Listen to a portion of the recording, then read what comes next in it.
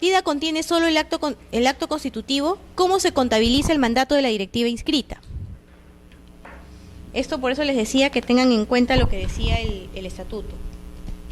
Si recordarán la clase pasada, se les dijo de que en el caso de la constitución, cuando yo constituyo a la persona jurídica, mi junta directiva, mi primera junta directiva, no va a poder entrar en funciones antes que el estatuto.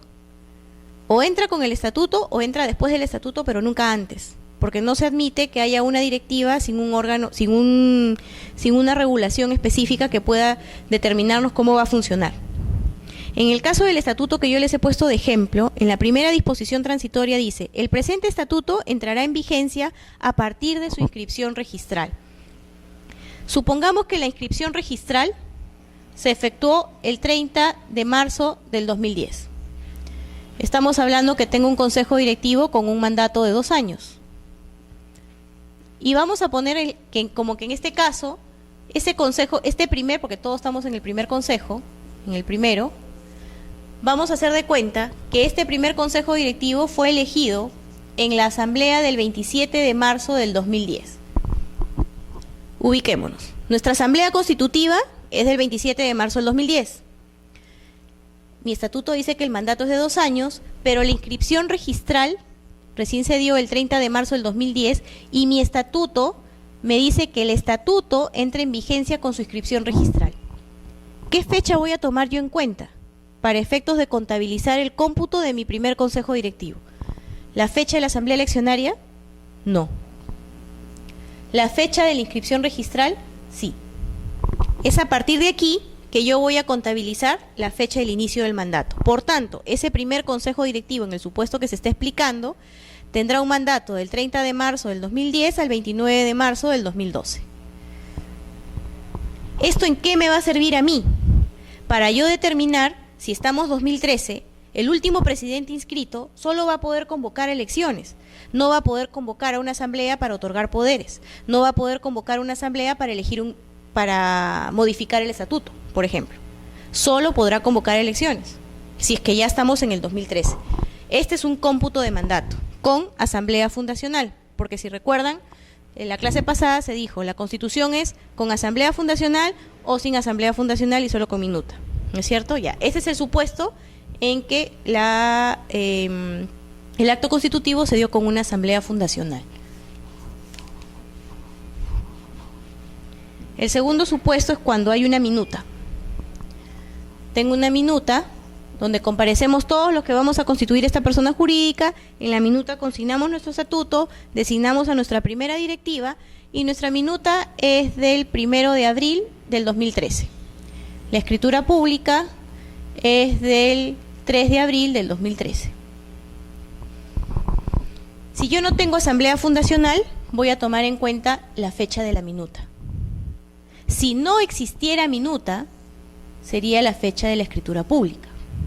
Pero siempre vamos a tener en cuenta qué nos dice nuestro estatuto, porque el estatuto podría decir, entra en vigencia la fecha de suscripción de la escritura.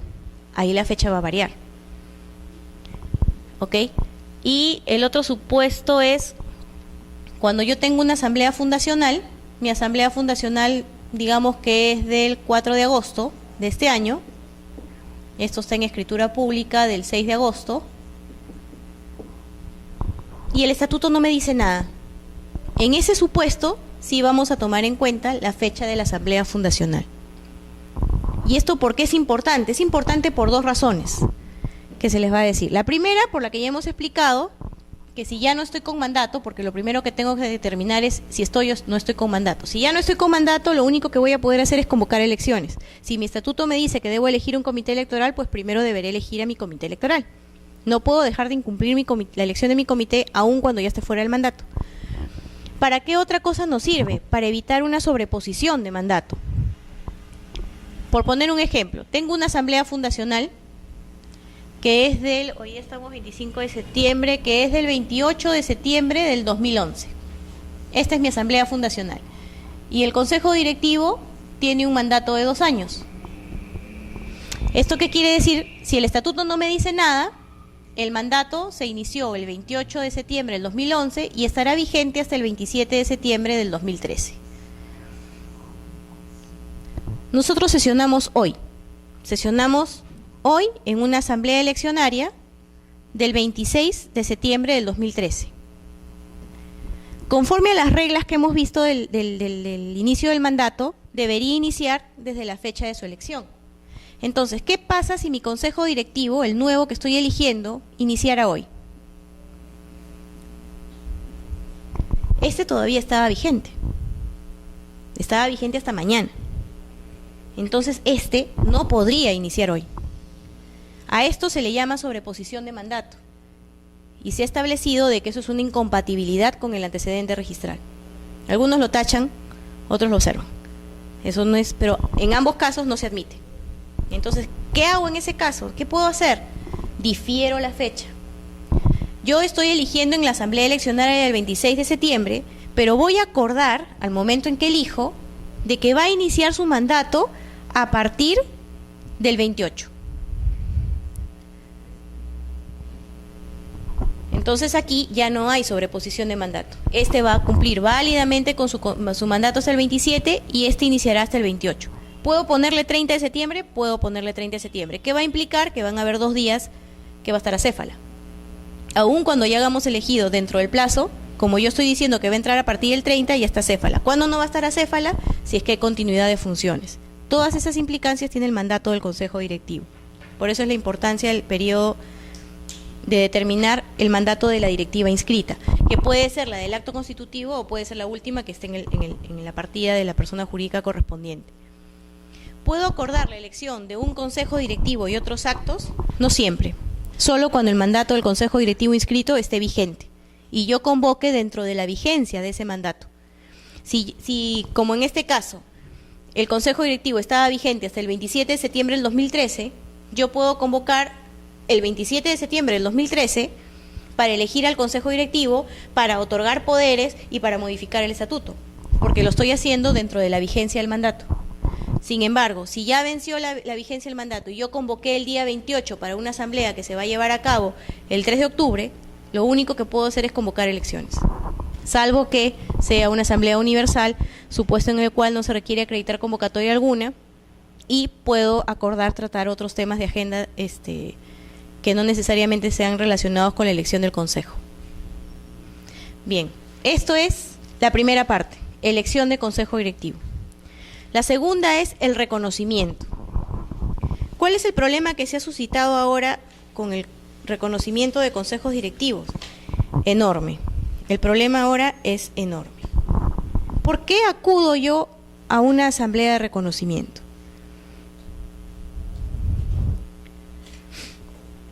¿Cuándo puedo yo establecer que debo irme a una asamblea de reconocimiento? Hay ocasiones en que nosotros dejamos pasar, como miembros de una persona jurídica, dejamos pasar el tiempo.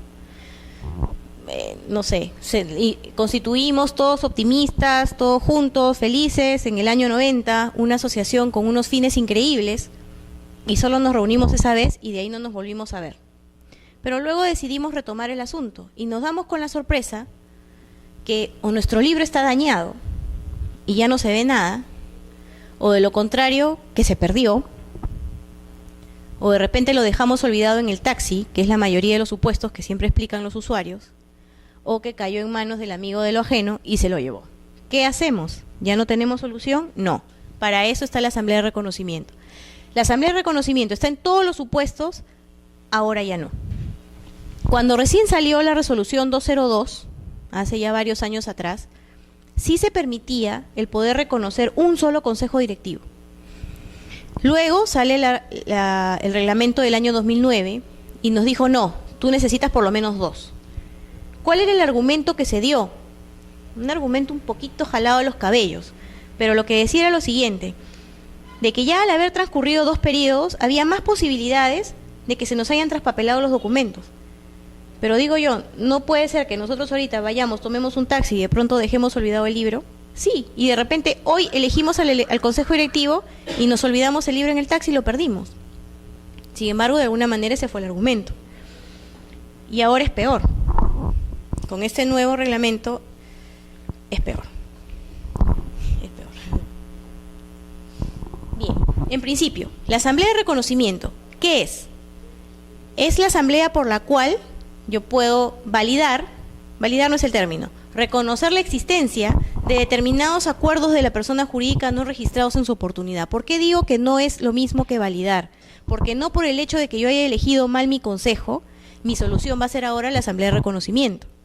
La asamblea de reconocimiento lo único que hace es establecer que se eligió tal y tal y tal consejo en un determinado momento, pero no está convalidando que eso haya sido bien, si es que yo lo elegí mal, si de repente no respeté el plazo. O sea, válidamente un asociado podría impugnar.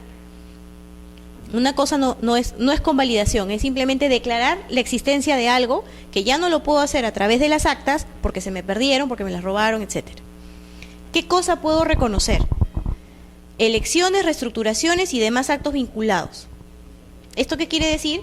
Que yo puedo reconocer la elección del Consejo Directivo 2002-2004 y todas las variaciones que hayan podido haber en ese Consejo Directivo, en ese Consejo 2002-2004, también reconocer el 2004-2006, el 2007-2009, etcétera. Hay que recordar que a diferencia de épocas pasadas, desde el reglamento de inscripciones antiguo, ya no se habla de una concatenación de mandatos, ¿no? Antes, en realidad, las actas que han llegado al registro eran graciosísimas porque a veces venían 30 o 40 consejos directivos, porque hay asociaciones que desde el año 80 o antes no se han movido y que el mandato era de un año. Entonces la única forma antes para que pudieran ingresar al registro era 1 de enero del 81, 31 de diciembre del 81, 1 de enero del 82, 31 de diciembre del 82 y así sucesivamente hasta llegar al año en que estábamos, que en esa época era 2007, 2008. ¿No? Entonces, y se liquidaba por todos esos consejos y todos calzaban perfectamente. Pero al final pues se llegó a la conclusión de que estábamos prácticamente obligando al usuario a que mienta, porque no siempre pasa eso, siempre se nos pasan las fechas. Ahora ya no necesito la concatenación. Por tanto, yo puedo tener el reconocimiento de un consejo directivo el 1 de enero del 2000 hasta el 31 de diciembre del 2001 y de ahí pasar al 4 de marzo del 2006 al 3 de marzo del 2010, perdón, del 2008, y luego pasar del 7 de abril del 2010 al 6 de abril del 2012. No necesita haber una concatenación entre uno y otro. Ahora, ¿por qué pongo 3? Ahorita lo van a entender y por eso es que les digo que se ha dado un agravante con este nuevo reglamento. ¿Qué otros tipos de acuerdos yo puedo reconocer? Otros actos inscribibles. Yo puedo reconocer poderes, puedo reconocer una modificación estatutaria, otro tipo de actos distintos a los que están aquí. En el caso del reconocimiento de consejos directivos, ¿puedo reconocer cualquier consejo, cualquier número de consejos elegidos y no inscritos? Ya no. Yo necesito por lo menos 2 con mandato vencido y 1 vigente. La norma lo que nos dice es 2 o más periodos eleccionarios vencidos. Y nos dice que quien debe convocar es el presidente en funciones. Si yo necesito un presidente en funciones es porque hay un consejo directivo en funciones. Entonces quiere decir que hay un consejo directivo que sea 2 de febrero del 2012, supongamos que nuestra asamblea de reconocimiento es de hoy, 25 de septiembre, que el mandato del consejo directivo sea de 2 años. Entonces, mi consejo directivo, el último, el que yo necesito que esté en funciones, es este de acá. 2 de febrero del 2012, 1 de febrero del 2014. Y si necesito 2 o más periodos eleccionarios vencidos, quiere decir que yo por acá puedo tener un 2 de febrero del 2000, un 1 de febrero del 2002, y acá un 4 de marzo del 2006 al 3 de marzo del 2008. Efectivamente, tengo 2 consejos directivos con mandato vencido y 1 vigente cuyo presidente u órgano será el que me convoque a esta asamblea de reconocimiento en donde yo voy a reconocer este y este. Si el supuesto no contemplara este de acá y solo quiero reconocer el 2006-2008 y el 2012-2014, ya no entra en ese supuesto. Y ahí se procede a la tacha. Porque ¿qué es lo que ha dicho el tribunal? Porque ya se pronunció el tribunal respecto a este tema. Es que conforme a la redacción del nuevo reglamento, yo no estoy en el supuesto de 1 vencido y 1 por vencer. Yo necesito 2 vencidos, o sea, este de acá más este de acá y 1 vigente. O sea, la regla general es que ingresen 3. ¿Cuándo es que no van a ingresar 3? De repente si hay continuidad de funciones. Si yo tengo continuidad de funciones, supongamos que esto no existe. Tengo 2 vencidos y el de acá va a poder convocar porque tiene continuidad de funciones para reconocer estos 2. Ese sería un supuesto distinto al que está dispuesto en la norma, ¿no? ¿La reestructuración de un consejo directivo es equivalente a un periodo eleccionario? No. Esto sí ha venido pasando, estuvo pasando al inicio y ya parece que ya quedó claro de que no procede, ¿no? Con muchas inscripciones de consejos directivos. ¿Qué sucedía antes? ¿O qué sucedía hasta hace poco? Yo tenía un consejo directivo 2008-2010. O no, vamos a poner el ejemplo mejor más claro. Tengo una inscripción registral donde yo tenía un consejo directivo 2010-2012, ¿no? Ese era mi consejo directivo. Y yo lo que hacía era reconocer las reestructuraciones que habían pasado durante este periodo, ¿no? Que en el año 2011, ¿no?, varió la conformación del presidente, del secretario y del tesorero. Y luego reconocía un consejo directivo. Y luego reconocía a otro consejo directivo para otro periodo. Vamos a ponerle mejor 2000. Sí, está bien. Esto de acá es una reestructuración del inscrito. Ese no es el supuesto de la norma. La norma nos habla de 2 periodos completos vencidos, no de la reestructuración del anterior. Esto de acá no se contabiliza. ¿Se entiende? ¿Sí? No, en este caso, como este es el inscrito, porque este es el inscrito, la reestructuración que yo haga respecto de este no es inscribible, como una asamblea de reconocimiento, no va. ¿Cuándo es que sí procede la reestructuración? Respecto de los consejos directivos que yo estoy reconociendo. Si yo estoy reconociendo 3 consejos directivos, yo voy a poder reconocer la reestructuración de cualquiera de esos 3, o de los 3, porque podría pasar, pero no respecto de uno que esté inscrito. Ese no es el supuesto y tampoco se contabiliza como un reconocimiento.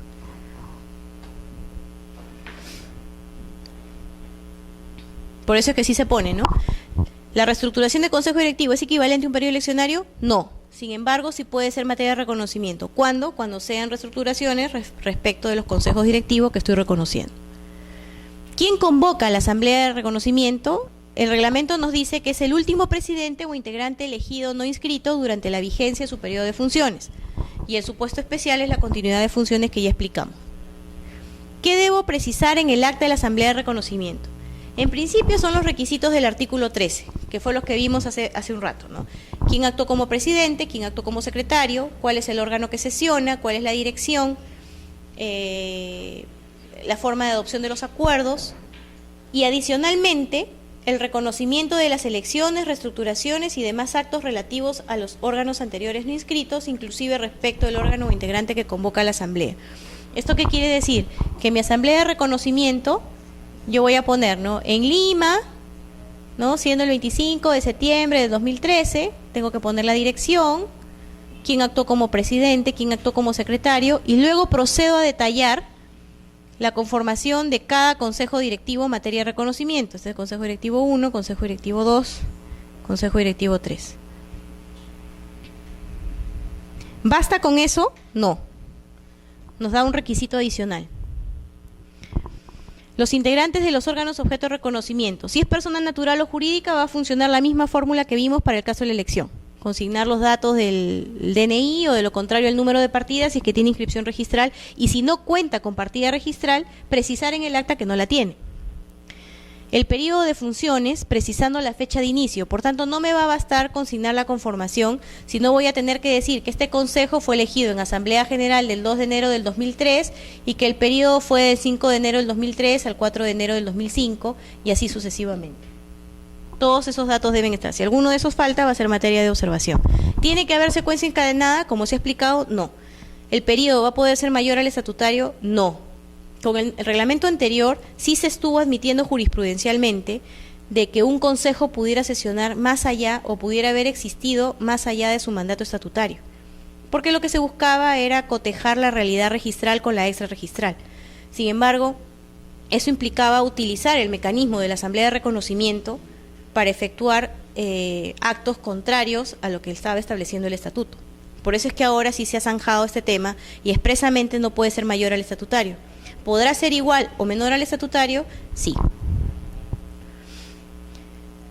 Acá, en este tema de la Asamblea de Reconocimiento, también se habla de la reelección prohibida. Dice, este es un ejemplo, ¿no? Porque si es que hay una reelección prohibida y nosotros la advertimos en la Asamblea de Reconocimiento, no va a proceder.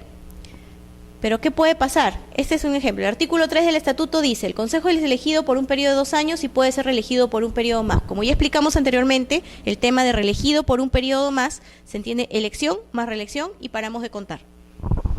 Entonces, en este caso, nosotros debemos buscar que haya una elección más una reelección. Tenemos un primer Consejo Directivo, donde está Juan Pérez, Francisco Suárez y Roberto Díaz. En un segundo Consejo Directivo, donde está Teresa, Francisco y Roberto. Acá, ¿quiénes están reeligiendo? Francisco y Roberto. Aquí todavía estamos dentro del supuesto de la norma, porque hay una elección y hay una reelección. Hasta ahí no hay problema. El problema viene aquí. Acá hay otra presidenta, Sofía Franco, hay un secretario, Roberto Díaz, y Rosa Rojas. ¿Quién se está repitiendo? Roberto Díaz. Esta elección no ha sido válida, porque ha contravenido la norma estatutaria que establecía de que la reelección era solo por un periodo más. Y aquí yo tengo otro consejo directivo donde elegí a otras personas distintas. ¿Qué nos dice el reglamento? El reglamento actual lo que nos dice es que el presentante va a poder formular desistimiento de este consejo.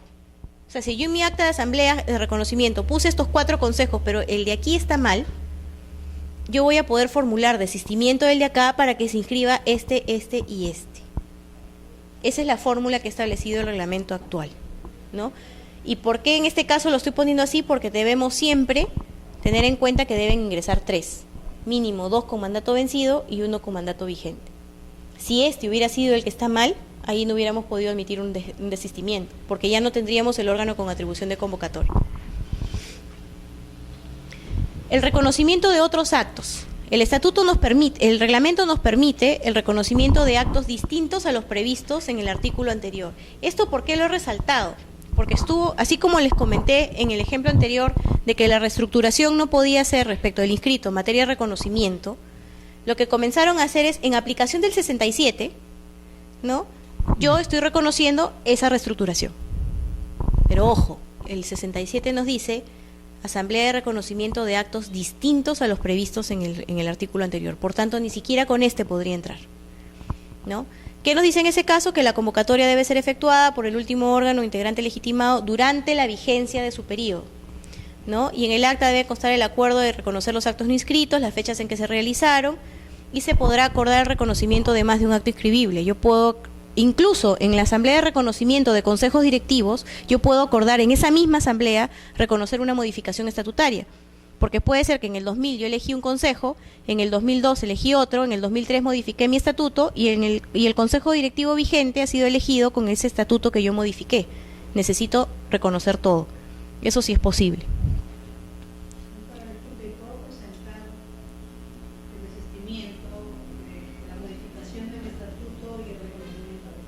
Claro. Y bueno, estas consideraciones finales son respecto de este tipo de personas jurídicas especiales que existen, ¿no? En el caso de los CAFAE, como se dijo la vez anterior, los CAFAES no son propiamente personas jurídicas, se constituyen y se extinguen cada 2 años y necesitan de una resolución de reconocimiento. Aquí no vamos a hablar de un acta, acá vamos a hablar de una resolución de constitución que la otorga el titular del pliego. En el caso de las organizaciones sociales de base, la norma especial que las regula establece la posibilidad de que sea a través de una copia autenticada por fedatario de la zona registral correspondiente, ¿no? Ahí va a estar el acta, todos los requisitos del acta, porque de eso no se les exonera, y ahí la conformación de la junta directiva o la conformación de los reconocimientos de los consejos directivos. Ambos pueden suceder. Sin embargo, si es una elección de junta directiva, me tendrán que acreditar el reconocimiento efectuado, el registro en el RUOS que hayan efectuado a través de su resolución por la municipalidad correspondiente, o de lo contrario, acreditar el silencio administrativo positivo con una declaración jurada, ¿no? Y si es un reconocimiento, esa resolución que viene de la municipalidad también tiene que precisar que es un reconocimiento. En el caso de las comunidades nativas sí sucede, hay una particularidad, ¿no? Porque ahí prácticamente se ha flexibilizado la calificación que se efectúa en las asambleas de reconocimiento. Ahí se ha establecido que no interesa si el periodo fue mayor o menor al estatutario y que se puede reconocer incluso un consejo directivo. Eso es algo, por ejemplo, que se entiende cuál es la finalidad por la naturaleza de las comunidades nativas. Sin embargo, no entendemos por qué finalmente no se asumió esa posición para el caso de una persona jurídica normal. El reconocimiento de un solo consejo directivo sí debió valer, pero lamentablemente esto que nos ha llevado a que últimamente se están haciendo muchas tachas relacionadas con ese tema. Las rondas campesinas y comunales respecto de la elección de sus consejos también tienen una normatividad especial. Las federaciones deportivas necesitan la resolución del IPD de su reconocimiento para ingresar, de lo contrario no. Y en el caso de los sindicatos, el tribunal ha establecido lo siguiente. En principio, antes se acreditaba la comunicación dirigida a la autoridad de trabajo diciéndole que se ha elegido a una nueva junta directiva y que la nómina era la siguiente. Ese cargo, sea en copia legalizada, ¿no?, o el original, lo adjuntaban al registro y con eso se inscribía la junta directiva, pero procedíamos a calificar todo, convocatoria, quórum, actas, todo. En cambio, ahora, si es que nos adjuntaran la constancia de aprobación automática, que es el resultado finalmente de cuando uno presenta la solicitud ante la autoridad de trabajo, esa constancia de aprobación automática va a hacer que yo ya no pueda entrar a calificar el interior. Yo solo voy a poder calificar que haya una adecuación con el antecedente respecto de los libros, el quórum de repente, pero con respecto del libro padrón y más nada. Esa es la diferencia con el tema de los sindicatos. Sin embargo, sea vía reconocimiento o sea junta directiva, necesariamente tengo que acreditar que esto ya fue comunicado a la autoridad de trabajo y obviamente es mejor que adjunten la constancia de aprobación automática, ¿no? Y bueno, eso es más o menos lo que se les ha querido explicar respecto de las asambleas de reconocimiento y de las elecciones de consejo. No sé si tienen alguna pregunta.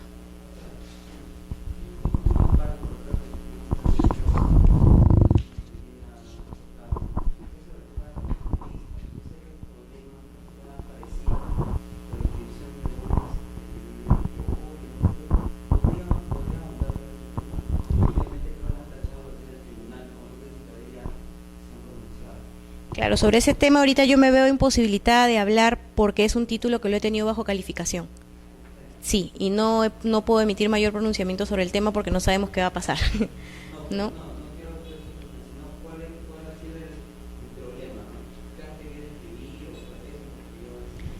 Lo que pasa es que el problema en general, como le digo, no puedo ahorita expresar ese tema. Sin embargo, lo que sí puedo decir es que en este supuesto se han analizado varios temas, ¿no? Que es parte de lo que también vimos la clase anterior, que es con respecto al acto constitutivo de una persona jurídica, ¿no? Cuando es una persona jurídica creada por ley, ¿quién le otorga esa personalidad?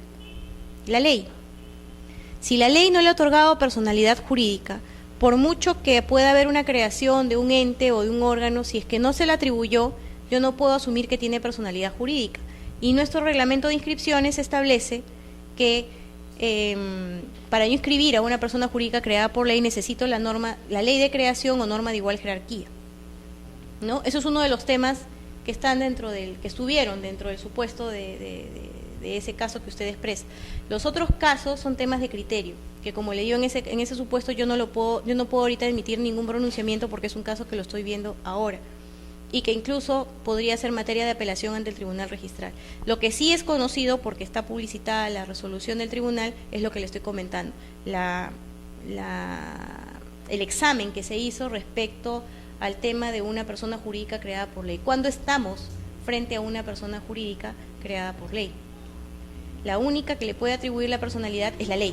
Si la ley no se pronunció, no tiene forma de acceder al registro como una persona jurídica creada por ley.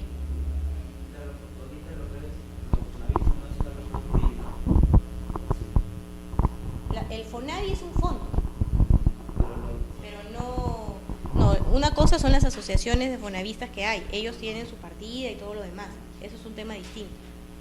¿no? Y lo que ellos estaban pretendiendo era otra cosa, que como le digo ahorita, yo sí estoy imposibilitada de emitir pronunciamiento, ¿no? Es que eso es parte de mi pronunciamiento. No, entonces no, en ese aspecto sí no podría, ¿no? No podría, sobre todo porque hay una segunda instancia registral que todavía podría emitir pronunciamiento llegado el caso, ¿no? O sea, definitivamente yo tengo una posición sobre el tema, pero no puedo hablar sobre el tema ahorita, ¿no? Aparte que es un tema tremendo. No, pero sí, que se espera se llegue a buen término, obviamente, ¿no? Pero no, de ese tema sí no. Pero más o menos la resolución del tribunal, que como le digo ya hubo y que sí se pronunció, fue vinculada a analizar cuando estamos frente a una persona jurídica creada por ley. O sea, no basta que haya una ley, sino que otorgue a su vez personalidad jurídica, ¿no? No hay otra forma. ¿Alguna otra pregunta? Sí.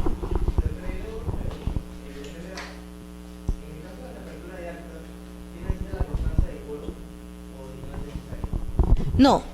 ¿Qué es la reapertura de actas? Puede ser que yo cometí un error en mi acta, ¿no? Me olvidé de poner de que había adoptado el acuerdo por unanimidad, o consigné mal el nombre de un miembro del consejo directivo, o cualquier dato vinculado a la redacción o algo que yo haya omitido poner en el acta. La reapertura, ¿qué implica? Que yo reabro el acta para efectos de corregir esos errores que yo cometí al momento de su redacción, ¿no? O una omisión que yo pude haber cometido al momento de su redacción. El único requisito que se requiere en ese caso es que quienes firmen esa reapertura sean los mismos que firmaron el acta primigenia. Si no, no. Si no, no pasa, ¿no? Entonces, yo tengo dos opciones para subsanar un acta que tiene errores de redacción. Una es la reapertura y la otra es una asamblea aclaratoria. Obviamente la reapertura me va a convenir si de repente somos 10 socios los que firmamos el acta y válidamente los 10 podemos reunirnos para volver a firmar la reapertura. Pero si estamos frente a personas jurídicas donde hay 300 o 500 socios y todos ellos firmaron el acta, es un poco difícil que justo todos esos 300 también firmen la reapertura y ahí mejor conviene una asamblea aclaratoria. Solo cuando esa asamblea aclaratoria, sí voy a tener que acreditar convocatoria y quórum. Y en ese supuesto, cuando se trate de elección, si es que es un problema de elección, esa asamblea aclaratoria, a diferencia del reglamento anterior, va a poder ser convocada por o el presidente que convocó a la asamblea eleccionaria o el nuevo presidente elegido si ya está vigente. Eso, por ejemplo, ya está recogiendo lo que sucedía mucho antes del antiguo reglamento, ¿no? ¿Y la otra pregunta?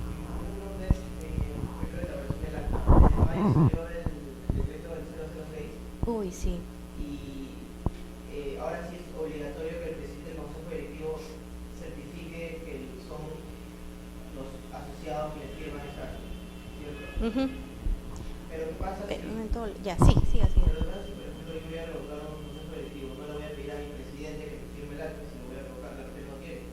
Obviamente es un presidente ladrón y eso fue... Entonces no voy a poder modificar mi Consejo Directivo si yo no tengo mi firma.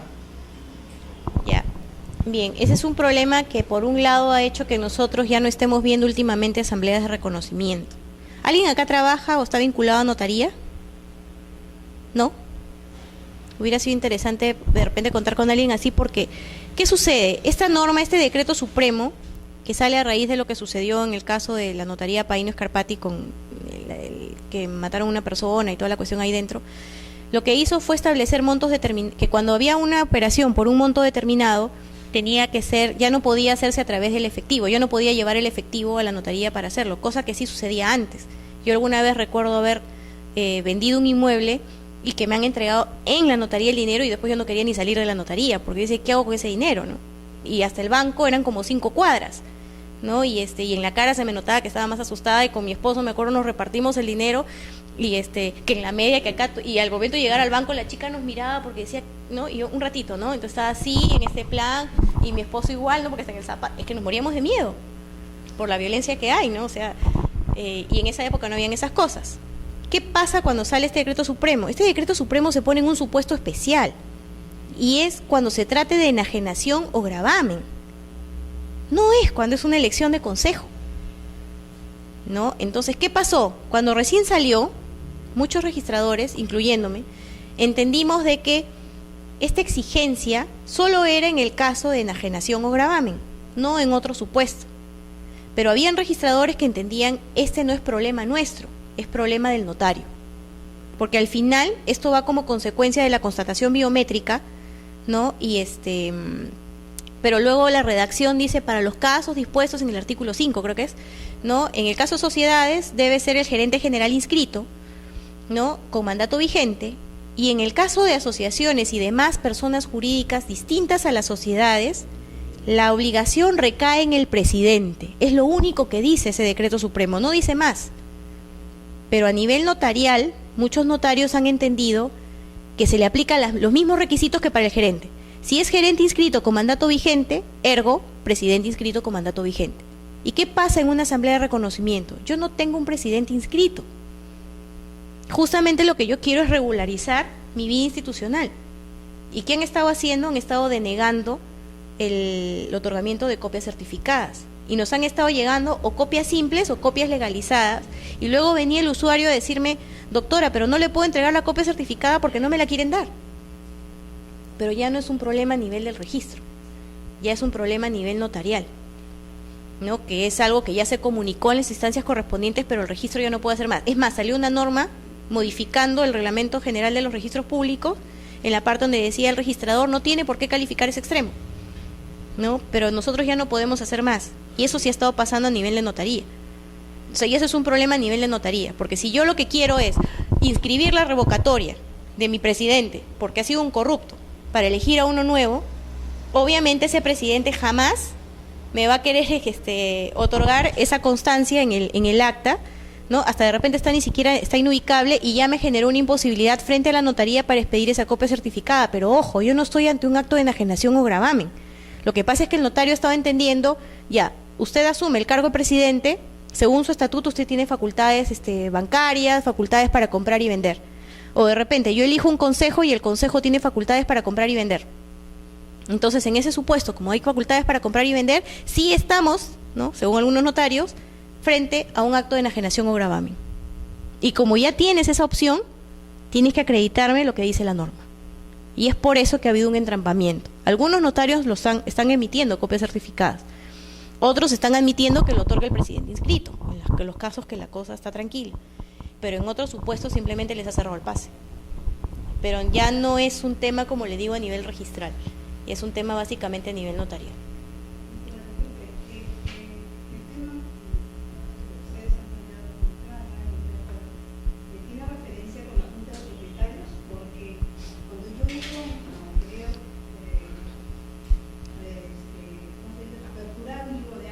Dicen que no se puede porque lamentablemente esta junta nunca se inscribió al registro, se quedó con el reglamento interno y no se inscribió al registro público.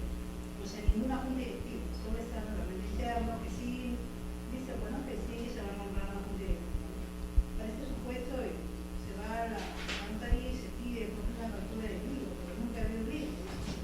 El primer libro lo va a haber en la primera junta directiva, le va a tener mejor dicho.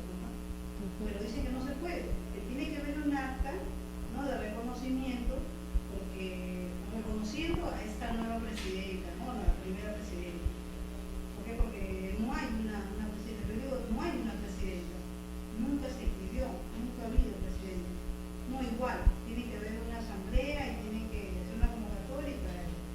Claro, lo que pasa es que el notario en principio entiendo que va a verificar la legitimidad de la persona que está yendo a solicitar la apertura del libro.